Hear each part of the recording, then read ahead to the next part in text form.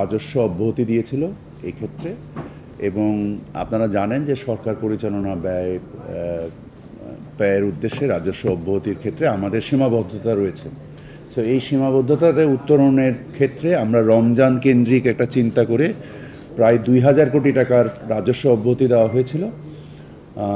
আমরা এই মুহূর্তে আন্তর্জাতিক বাজার এবং আমাদের ট্যারিফ কমিশনের যে ফর্মুলা, এটার ভিত্তিতে আমরা আজকে বাজারে তেলের মূল্য পুনর্নির্ধারণ করেছি। আমাদের যে ফর্মুলা আসে তাতে তেলের দাম আসে প্রায় 197 টাকা, বাট আমরা শিল্পের সাথে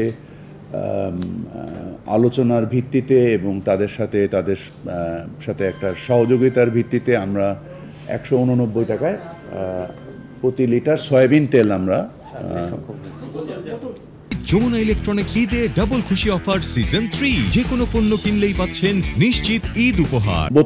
বোতলের ক্ষেত্রে এবং 20 টাকা কম হচ্ছে আপনার খোলা বাজারের জন্য। আমরা এটা নির্ধারিত হয়েছে আজকে, এবং আমরা আশা করি আপনারা নিশ্চয়ই জানেন যে আমরা তেলকে বৈচিত্র্যময় করার জন্য আমাদের দেশের মোটামুটি প্রায় 30 লক্ষ টন তেলের একটা চাহিদা আছে। তার মধ্যে প্রায় 7 লক্ষ টন আমাদের স্থানীয় সয়াবিন তেল থেকে আসে। আমরা নতুন করে এবার 6 লক্ষ টন যে রাইস ব্র্যান অয়েল আছে, এটাকে আমরা বাজারে আনতে সক্ষম হয়েছি, এবং আমরা প্রতিযোগিতার সক্ষমতা বৃদ্ধি করার জন্য ক্ষেত্রে আমাদের সেনা কল্যাণ সংস্থার যে অয়েল মিলটা আছে তাকেও আমরা কার্যকরী করার জন্য টিসিবির সাহায্যে আমরা তাদেরকে কার্যক্ষম করার প্রচেষ্টা করছি। তাদের 3 লক্ষ টনের উৎপাদন সক্ষমতা নিয়ে তারা মাত্র 20,000 টন উৎপাদন করত। তাদের তেল তারা যেন পূর্ণ মাত্রায় উৎপাদন করতে পারে। এছাড়া আরও দুটো তেল কোম্পানি যেমন গ্লোব অয়েল কোম্পানি, তারাও প্রোডাকশনে বাজারে এসছে, এবং চিটাগংয়ের আরেকটা বৃহৎ কোম্পানি নতুন করে আবার বাজারে এসছে। সো আমরা আশা করি যে আজকে যে মূল্যটা নির্ধারিত হলো, আমরা সামনে বাজারটাকে আমরা সরকার এখান থেকে প্রায় 550 কোটি টাকার রাজস্ব আহরণ সাহায্য করবে, এবং আমরা আশা করি যে সামনে ইনশাল্লাহ বাজারের দাম আবার আমরা কমাতে পারবো। আমরা যদি বাস্তবতাকে মেনে নিয়ে আগাই তাহলে আমরা সামনে প্রতিযোগিতার কারণে মূল্য আশা করি ইনশাল্লাহ আমরা এই মূল্য কমাতে পারবো। রাজস্ব আদায় এবং আন্তর্জাতিক বাজারের যে যে মূল্য, দুটো সমন্বয়েই এই দামটা বেড়েছে। পাম অয়েলের ক্ষেত্রে সরকার যে মূল্য নির্ধারণ করেছে এবং প্রতিযোগিতার সক্ষমতা বৃদ্ধি করার কারণে নির্ধারিত মূল্যের থেকেও প্রায় 10 টাকা কম দামে বাজারে পণ্য বিক্রি হচ্ছে।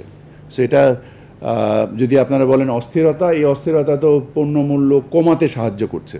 সো এর একমাত্র কারণ হচ্ছে বাজারের যে যে ব্যাপ্তি, এর পরিসর বৃদ্ধি করার মাধ্যমে আমরা অতিরিক্ত প্রতিযোগিতা সৃষ্টি করতে পেরেছি, এবং আমরা আশা করছি যে আগামী 2-3 মাসের মধ্যে আরও 2-3টা কোম্পানি যে প্রোডাকশনে আসবে, এবং আমরা যে স্থানীয়করণ করতে পেরেছি 30 লক্ষ টনের ভিতরে 7 লক্ষ টন সরিষার তেল এবং 6 লক্ষ টন আমাদের যে রাইস ব্র্যান অয়েল, এই দুটো মিলিয়ে প্রায় 10-12 লক্ষ টনের যে একটা স্থানীয় যোগান আমরা সৃষ্টি করতে পেরেছি, এবং তার ফলে আমাদের ব্যাপক বৈদেশিক মুদ্রায় সাশ্রয় হবে, এবং অ্যাট দ্য সেম টাইম আমাদের আভ্যন্তরীণ রাজস্ব বৃদ্ধি পাবে, এবং আমাদের বাজারে প্রতিযোগিতার সৃষ্টি হবে। সামগ্রিকভাবে এটা সকলের জন্য, দেশের জন্য সামগ্রিকভাবে ভালো হবে। বাট অফকোর্স ভোক্তা পর্যায়ে যে আজকে যে দামটা, মূল্যটা বৃদ্ধি করতে আমরা বাধ্য হলাম, এই বাধ্যকতাটা আমি মনে করছি সাময়িক, এবং ইনশাল্লাহ আমরা অদূর ভবিষ্যতে এই মূল্যটাকেও নামায় আনতে সক্ষম হব। পামের যদিও নির্ধারিত মূল্য প্রায় সিমিলার, বাট বাজারে বিক্রি হচ্ছে আরও 10 টাকা কমে। এখন প্রশ্ন আসতে পারে যে কেন বিক্রি হচ্ছে নির্ধারিত মূল্য থেকে কমে, কারণ আমরা আজকে আসলে বেসিক্যালি সয়াবিন কেন্দ্রিক আলোচনাটা হয়েছে আমাদের, পাম স্পেসিফিক আলোচনা। আমি আসলে প্রধান উপদেষ্টার দপ্তরে আজকে একটা বিশেষ জরুরি সভার মধ্যে থাকার কারণে এই সভাতে আমি ব্যক্তিগতভাবে আজকে উপস্থিত থাকতে পারিনি, বাট তারপরেও আমি যে আপডেট নিয়েছি আলোচনার পক্ষে, এবং এই আলোচনার সাথে আমি সামগ্রিকভাবেই সংশ্লিষ্ট ছিলাম, রিমোটলি হলেও সংশ্লিষ্ট ছিলাম থেকে। পাম অয়েলটা আমার ধারণা বাজারে এখন যেহেতু শীতকাল নেই এবং গরমকালে আমাদের পাম অয়েলের চাহিদা বৃদ্ধি পায়, এর ফলে সয়াবিনের উপরেও চাপ কমবে এবং পাম অয়েলের ব্যবহার বাড়বে এবং পাম অয়েল বাজারে আরও প্রায় 10 থেকে 15 টাকা কম দামে বিক্রি হচ্ছে।